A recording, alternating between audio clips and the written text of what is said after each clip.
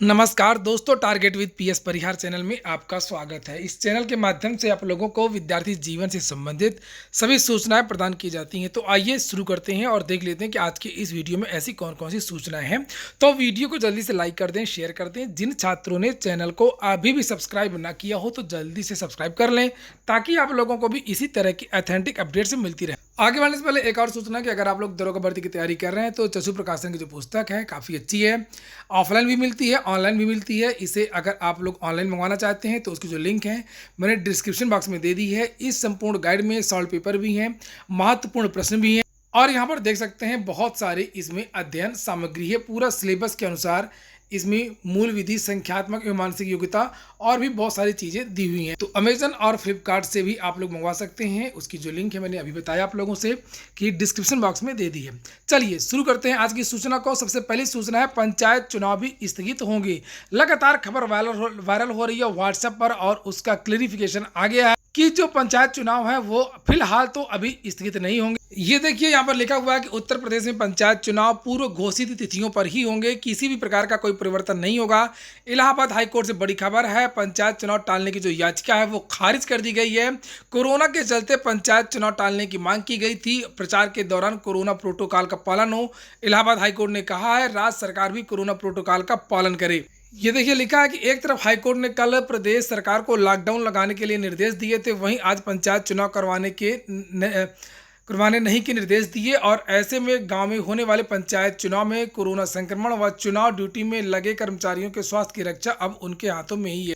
और अब जो ये समाचार है वो अब टेलीविजन में भी आ गया है कि पंचायत चुनाव जो है अब वो तय समय से होंगे। अब इसमें किसी भी तरीके की दुविधा नहीं है, कोई भी संदेह नहीं है। कल जो चुनाव होने हैं सुबह 7 बजे से वोटिंग शुरू हो जाएगी। इसके बाद में जो अगली सूचना है वो है यूपी बोर्ड एग्जाम की। 8 मई से यूपी बोर्ड की परीक्षाएं होनी है।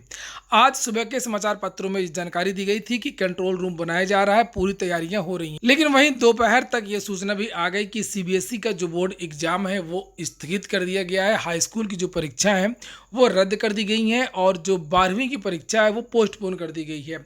बहुत सारे मंत्रियों ने, मुख्यमंत्रियों ने लिख करके कहा था और केंद्र सरकार से कहा था कि इस परीक्षा को स्थगित कर दिया जाए। और सीबीएसई की जो बोर्ड की परीक्षा है फिलहाल स्थगित और रद्द कर दी गई है। और यहीं पर चर्चाएं शुरू हो गई हैं कि यूपी बोर्ड की जो परीक्षा है वो भी अब स्थगित हो जाएंगी। स्थगित होंगी या रद्द होंगी ये बात को मालूम होगा, लेकिन अब 8 तारीख से परीक्षाएं हो पाना बहुत मुश्किल लग रहा है। चूँकि अब लखनऊ में तो स्थिति वैसे भी भयावह है कोरोना को लेकर के। प्रयागराज की स्थिति भी बहुत ज़्यादा खराब हो चुकी है।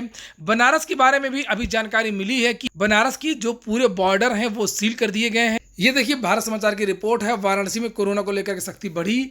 वाराणसी के सभी बॉर्डर सील किए गए। पुलिस कमिश्नर ने जारी किए आदेश। शमशान पर महंगी लकड़ी बेचने पर कार्रवाई। कमिश्नरी कार्यालय और कोर्ट 20 अप्रैल तक बंद।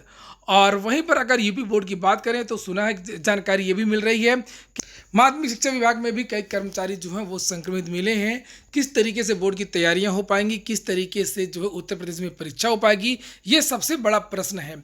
जानकारी ये भी मिल रही है कि बोर्ड के संबंध में बहुत सारे अध्यापकों ने भी पत्र लेकर के भेजा है और इसके बारे में 3 या 4 दिन में ही निर्णय ले लिया जाएगा कि यूपी बोर्ड की जो परीक्षाएं हैं वो होंगी या नहीं होंगी। बात केवल यूपी बोर्ड की ही नहीं है और ऐसी स्थिति में अब एडेड जूनियर हाई स्कूल भर्ती भी लगभग तय हो चुका है कि अब ये भर्ती स्थगित हो जाएगी।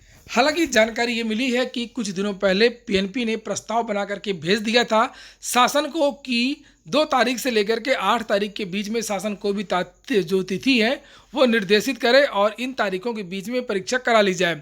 लेकिन शासन खुद ही कोरोना संक्रमित हो गया है। उत्तर प्रदेश के जो मुख्यमंत्री हैं वो खुद ही कोरोना पॉजिटिव हो गए हैं और इसके साथ में उनके कई मंत्री भी कोरोना पॉजिटिव हो गए हैं और लगातार जो परीक्षाएं वो स्थगित हो रही हैं। नाइट कर्फ्यू अलग अलग शहरों में लगा दिया गया है। लॉकडाउन की स्थिति आ गई है। इलाहाबाद हाईकोर्ट ने कल ही आदेश दिया था कि संपूर्ण लॉकडाउन लगाया जाए 2 या 3 हफ्तों का उत्तर प्रदेश में। तो अब एडेड जूनियर हाई स्कूल की जो भर्ती की परीक्षा है वो भी अब यह तय है कि स्थगित हो जाएगी।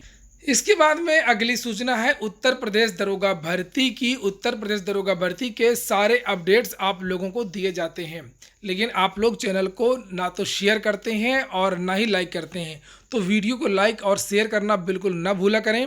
दरोगा भर्ती के बारे में ताज़ा अपडेट ये है कि मैंने पिछले वीडियो में आप लोगों से बताया था कि इस केस की सुनवाई 15 तारीख को होनी है। पिछली जो सुनवाई है वो 6 तारीख को हुई थी, लेकिन 6 तारीख को हाईकोर्ट बंद हो गई थी। उसके बाद में अर्जेंसी अपील दाखिल की गई थी। 7 तारीख को सुनवाई हुई थी। उसके बाद में फिर 15 तारीख को सुनवाई होनी थी, लेकिन अब जो है इस केस की सुनवाई नहीं होगी, चूंकि कल प्रयागराज में शबबंदी और कल पंचायत चुनाव भी हैं। तो उम्र सीमा में छूट आपको मिलेगी, लेकिन ये जो सिचुएशन क्रिएट हो रही है, अब देखो हो सकता है कि भविष्य के गर्भ में है, लेकिन हमें तो लग रहा है कि 22 तारीख में भी संशय है। ठीक है, और जो ठीक है सर, आप बहुत मेहनत कर रहे हैं। देखो उम्र सीमा में छूट मिलेगी गाइस, हम लोग लगे हुए शिद्दत से, सारी बातें हम बता दिए हैं। और ये जो कोविड है, इससे पूरा देश ही नहीं, प्रदेश ही नहीं, पूरा विश्व जो है, ठीक है सर, वर्चुअल सुनवाई होगी क्या? सारी सुनवाई वर्चुअल होगी, लेकिन उसमें भी इस समय बहुत सारा, जैसे कि कई सारी चीजें क्या है ना कि कोर्ट में बहुत सारी चीजें, कोर्ट में क्या है कि इतने लोग पॉजिटिव निकले हैं। आज को पता होगा, आज सीएम सर का जो सीएम ऑफिस है वो भी पॉजिटिव निकल गया, अखिलेश यादव जी पॉजिटिव निकल गए, खुद मुख्यमंत्री जी पॉजिटिव निकल गए। तो इतने लोग पॉजिटिव निकलने, ऐसे ही कोर्ट में जो बड़े बड़े अधिकारी हैं वो पॉजिटिव निकल रहे हैं। कई लोगों की डेथ हो रही है, बेड नहीं मिल रहे, और इसमें अभी सीबीएसई की परीक्षाएं कैंसिल हो गई हैं। ठीक है, आप अपना नंबर दे दें, और अभी लगातार रहेंगे जब तक ये कोर्ट केस चलता रहेगा, तब तक प्रयागराज में ही बने रहेंगे। और दूसरी बात है, अभी खरे सर से हम लोग मिले थे, पूरी टीम मिली थी, तो हम लोगों ने अपनी बात की है, और उसमें जो हमने बोला था कि कड़ा से कड़ा कदम उठाने के लिए उनसे हमने बोला है, तो हमने स्पष्ट रूप से बोला है वो चीज कि इसमें उम्र सीमा में छूट के लिए जो कुछ भी हो सकता है सर आप करें। और उन्होंने बोला है कि ठीक है हम करेंगे, जैसे ही डेट लगेगी उसके, जैसे आज तो मतलब कल तो हमारी लग नहीं रही है, अभी कॉज लिस्ट आएगी तो पता चल जाएगा कि किस डेट लग रही है, मोस्ट प्रोबेबली।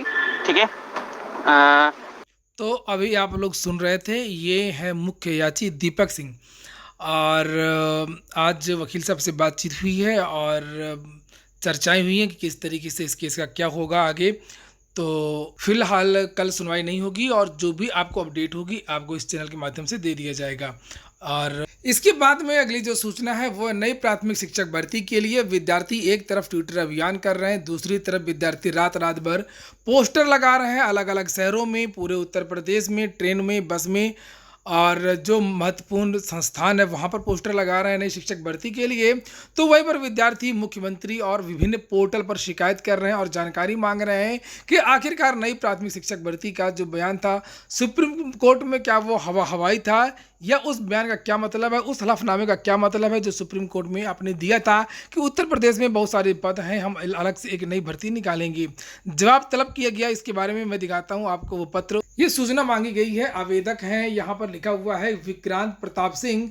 नीचे लिखा, महोदय सागर सादर अवगत कराना है कि बेसिक शिक्षा विभाग द्वारा पूर्व की 69,000 सहायक अध्यापक भर्ती में दिए गए माननीय सर्वोच्च न्यायालय के हलफनामा का संज्ञान लेने का कष्ट करें, जिसमें विभाग द्वारा हलफनामा दाखिल करके यह कहा गया था कि 69,000 शिक्षक भर्ती के बाद भी विभाग में 51,112 पद खाली हैं, जिस पर भर्ती निकाली जाएगी और शिक्षा मित्र को एक और अवसर दिया जाएगा। आपको ज्ञात हो कि प्रदेश के अंदर लाखों प्रशिक्षु बीटीसी, डीएलएड, बीएड और सीटीईटी पास करके विद्यार्थी बैठे हुए हैं। पिछले 2 वर्षों में विभाग में प्राथमिक शिक्षकों के पद पर कोई भर्ती नहीं आई है। पिछले 68,500 शिक्षक भर्ती के भी लगभग 22,000 पद रिक्त हैं। उक्त परिस्थिति में अब प्राथमिक शिक्षक भर्ती के 51,000 पदों के साथ में रिक्त पदों को जोड़ करके यथाशीघ्र जो विज्ञापन है और उसकी जो प्रक्रिया है वो शुरू की जाए, और ये मांग की गई है और कार्रवाई करने के लिए कहा गया है। और यहाँ पर ये देखिए, यहाँ पर डेट भी पड़ी हुई है। नियोजित करने की जो तारीख है वो 24 अप्रैल पड़ी है। 24 अप्रैल के पहले पहले आपको सूचना मिल जाएगी कि इसके बारे में बेसिक शिक्षा विभाग का क्या कहना है। और यहाँ पर देखिए नीचे लिखा है कि किस अधिकारी को ये एप्लीकेशन प्रेषित किया गया है। निदेशक बेसिक शिक्षा निदेशालय को अभी अनमार्क है, और आगे जो जानकारी इसके बारे में जरूर जल्दी से जल्दी माध्यमिक शिक्षा विभाग और बेसिक शिक्षा विभाग की तरफ से कोई न कोई जानकारी दी जाएगी कि उत्तर प्रदेश सरकार वास्तव में जो हलफनामा दिया था सुप्रीम कोर्ट में उसका क्या मतलब है, इस साल भर्ती आएगी या नहीं आएगी। जो भी चीज़ें होंगी वो स्पष्ट होंगी। आखिरकार जो बेसिक शिक्षा निदेशालय है वो क्या जवाब देता है, ये देखने वाली बात होगी। ये हो गया आज का वीडियो। अगर आपको अच्छा लगा हो तो लाइक अवश्य कर दें। जिन छात्रों ने चैनल को सब्सक्राइब ना किया हो सब्सक्राइब कर लें। पूरा वीडियो सुनने के लिए बहुत बहुत धन्यवाद।